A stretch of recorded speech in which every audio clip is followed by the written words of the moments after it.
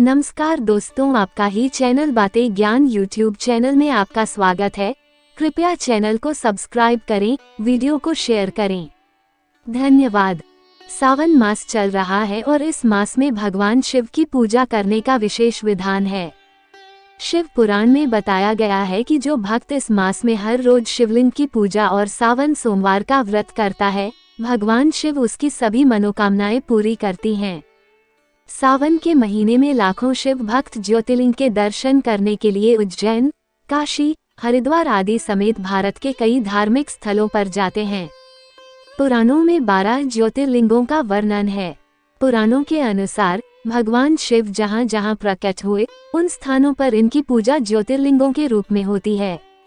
शिव पुराण के अनुसार ज्योति के रूप में भगवान शिव स्वयं यहाँ विराजमान रहते हैं। आइए जानते हैं इन ज्योतिर्लिंग के बारे में।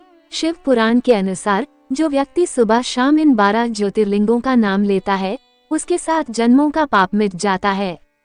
साथ ही वह जन्म मृत्यु के बंधन से मुक्त हो जाता है और मोक्ष को प्राप्त करता है।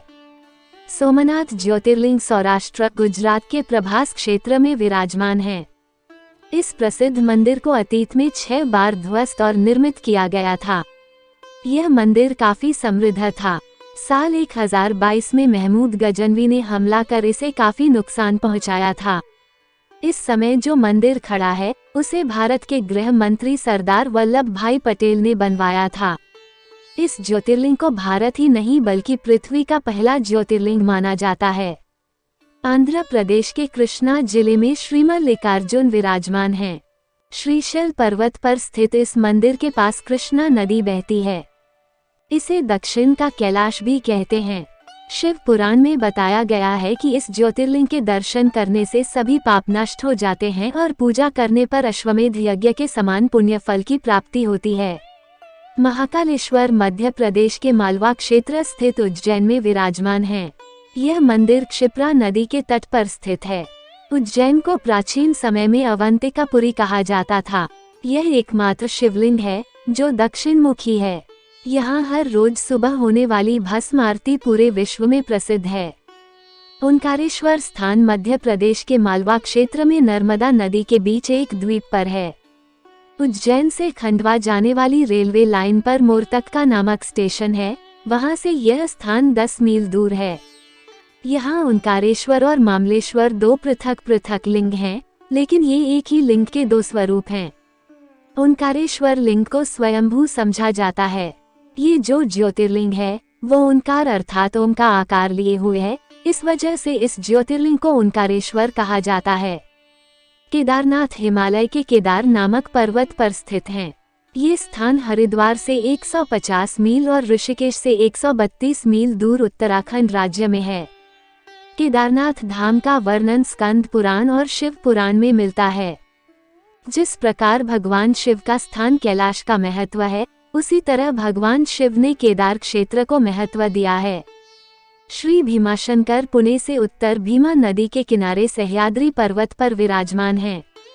ये स्थान नासिक से लगभग 120 मील दूर है। सह्याद्री पर्वत के एक शिखर का नाम डाकिनी है। शिवपुराण की एक कथा के आधार पर भीमाशंकर ज्योतिर्लिंग को असम के कामरूप जिले में गुवाहाटी के पास ब्रह्मपुर पहाड़ी पर बताया जाता है। कुछ लोग मानते हैं कि नैनीताल जिले के काशीपुर नामक स्थान में स्थित विशाल शिव मंदिर भीमाशंकर का स्थान है। मान्यता है कि जो भी भक्त सूर्य निकलने के बाद इस ज्योतिर्लिंग के दर्शन करता है, उसके सभी पाप नष्ट हो जाते हैं। वाराणसी स्थित काशी के श्री विश्वनाथ जी सबसे प्रमुख ज्योतिर्लिंगों में एक हैं। गंगा तट स्थित काशी विश्वनाथ शिवलिंग दर्शन हिंदुओं के लिए सबसे पवित्र है। सभी तीर्थ स्थलों में काशी का विशेष महत्व है। मान्यता है कि प्रलय आने पर इस क्षेत्र की रक्षा के लिए भगवान शिव इस स्थान को त्रिशूल पर धारण कर लेंगे और प्रलय के टल जाने के बाद काशी की पुन उसके स्थान पर रख देंगे। त्रयंबकेश्वर ज्योतिर्लिंग महाराष्ट्र के नासिक जिले में पंचवटी से 18 मील की दूरी पर है। यह मंदिर ब्रह्मगिरी के निकट गोदावरी के किनारे स्थापित है। इस स्थान पर पवित्र गोदावरी नदी का गम भी है। भगवान शिव का एक नाम त्रयंबकेश्वर है। मान्यता है कि गौतम ऋषि और गोदावरी नदी के आग्रह पर यहाँ त्रयंबकेश्वर ज्योतिर्लिंग के रूप में भगवान शिव निवास करते हैं। वैद्यनाथ मंदिर झारखंड के देवघर नामक स्थान में है। शिव का एक नाम वैद्यनाथ भी है, इस कारण लोग इसे वैद्यनाथ धाम भी कहते हैं। यह एक सिद्धपीठ है, इस कारण इस लिंग को कामना लिंग भी कहा जाता है। यहाँ सावन में कांवड़ियों की भीड़ उमड़ती है। श्री नागेश्वर ज्योतिर्लिंग गुजरात के बड़ौदा क्षेत्र में गोमती द्वारका के करीब स्थित है। नागेश्वर का अर्थ होता है नागों का ईश्वर। धार्मिक पुराणों के अनुसार भगवान शिव को नागों का देवता माना जाता है। नागेश्वर ज्योतिर्लिंग की महिमा के बारे में बताया गया है कि इस शिवलिंग की पूजा अर्चना करने से भक्तों की सभी मनोकामना पूरी होती हैं।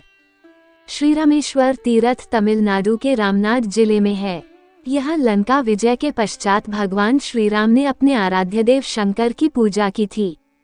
ज्योतिर्लिंग को श्री रामेश्वर या श्री रामलिंगेश्वर के नाम से भी जाना जाता है। हिंदुओं के 4 धाम में ये धाम भी आता है।